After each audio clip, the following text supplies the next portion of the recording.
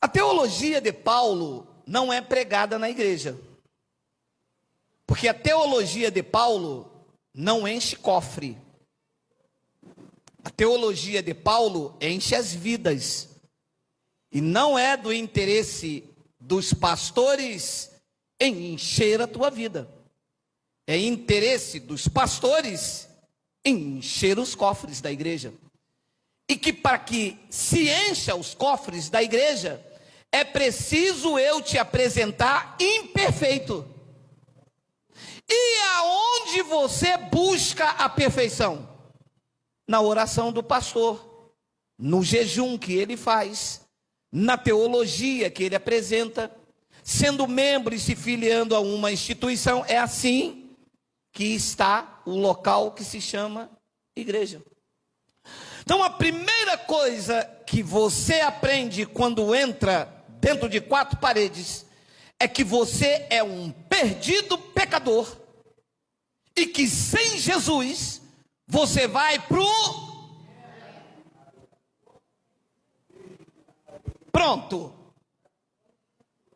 Está laçado o gado. O gado está laçadinho. Então eu preciso de Jesus para deixar de ser um pecador. Só isso, pastor? Claro que não. Você tem que ser membro dessa igreja. Eu vou ser o teu pai na fé. Vou te purificar na água. Você vai ter que comer pão e suco uma vez por mês. E tudo isto é pouco se você não for um fiel. Ualá! Agora o gado, além de laçado, está abatido. Ele não tem para onde correr. Se ele sair dessa manobra aqui, disse os colegas pastores que volta mais 7 demônios na vida dele. Ah, meu irmão, aqui ele dá tudo, ele é esfolado, arrancam a gordura, a lã, acabam com ele. Mas para 7 demônios ele não volta mais. Então, Paulo chega em Roma e escreve isto que não é lido. Não é lido porque estas palavras que você vai ler comigo, diversos versículos, liberta a mente. A verdadeira libertação não é num culto onde se grita glu glu glu. A verdadeira libertação chama-se metanoia, é aqui dentro, na mente. Você pode abrir a Bíblia para o crente, mas se ele não tiver a mente aberta, não adianta de nada.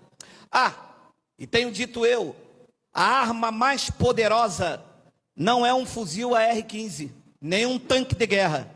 A arma mais poderosa é esta. Com isto aqui se domina nações inteiras.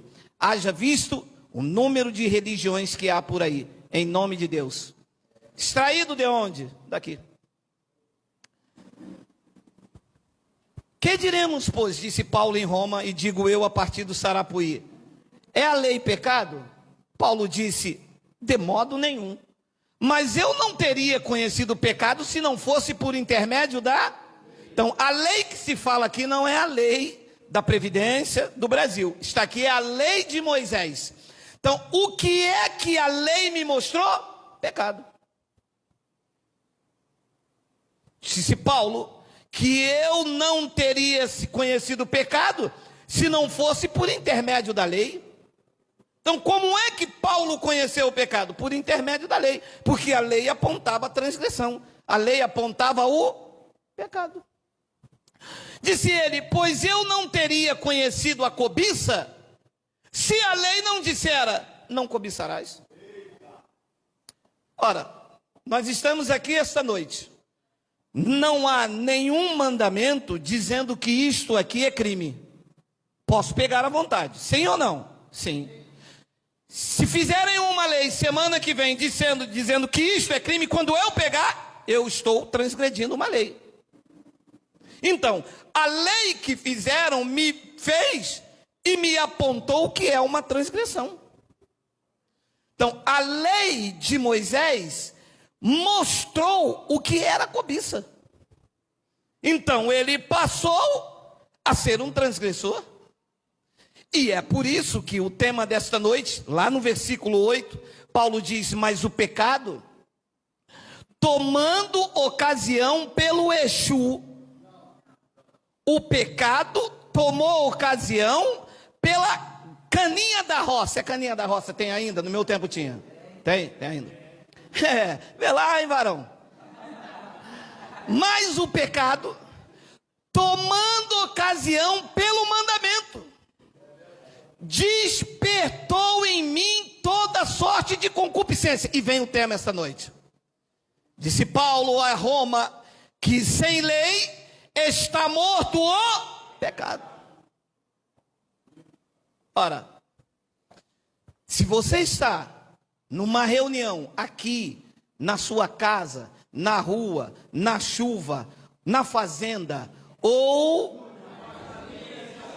e lá não tem lei, o pecado lá está o quê? Morto.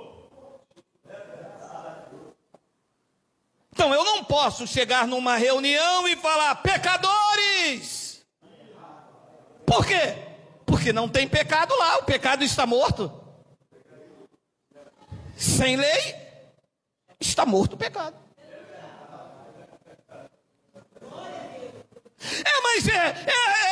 Alô, não tem Ou você acredita no que está escrito, ou você está contra Deus. Quem com ele não ajunta, espalha. Isso não é o sítio do pica-pau amarelo. Aqui não tem mimimi. Aqui é evangelho, é o que está escrito. Diz que sem a lei está morto o pecado. Ele disse no versículo de número 9, tem aí: outrora, ele, Paulo, sem a lei eu vivia, mas sobrevindo o preceito da lei, reviveu o pecado e eu morri. Então, se eu tirei a lei, o pecado está morto. Não há pecado na tua vida, ele está morto, acabou. Morto, está morto. Não respira, não come, não fala, não geme, não grita uia. Está morto o pecado. Mas uma vez que eu trago de volta os preceitos da lei, eu trago de volta os dízimos, os batismos, o pagar o preço, a vida sacrificial, diz então que o preceito vem e o pecado volta. E o homem morre. Amados, eu não entendo por que esta palavra está aí há quase 2000 anos e ninguém nunca pregou isso nas escolas bíblicas dominical. É porque é necessário te fazer pecador para que você dependa do pastor. Porque aí o pastor vai te purificar num culto de consagração, no culto de libertação. Mas libertar o crente de crer é só tirar a lei. Uma vez que tirou a lei, o pecado já está morto. E o crente liberto? Mas o que eles fazem? Matam o crente colocando lei. Porque Paulo disse: sobrevi no preceito, reviveu o pecado e eu morri. Mataram o homem espiritualmente. Na concepção judaica, e foram eles que escreveram os oráculos de Deus.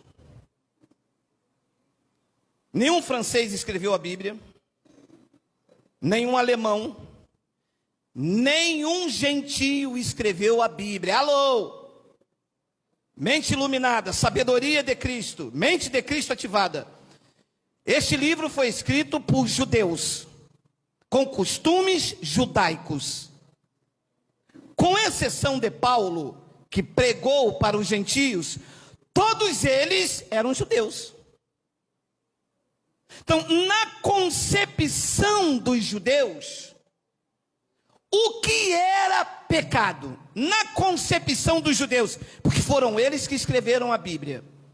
O que era pecado na concepção dos judeus? 1 de João, capítulo 1, vê aí, Miguel, 1 de João, capítulo 3, perdão, versículo 4 e 6. Pula o outro versículo. 1 de João, primeira epístola de João, capítulo 3, está aí. Vê se está aí. Se não tem, você digita. Olha aí, olha aí, olha aí. Todo aquele que pratica o pecado também transgride a lei. Porque o pecado é beber cachaça. O pecado é xingar a sogra não pode. Isso aí é. Porque o pecado, na concepção bíblica, na concepção do judeu, pecado é o quê? E se não tem lei, não tem pecado.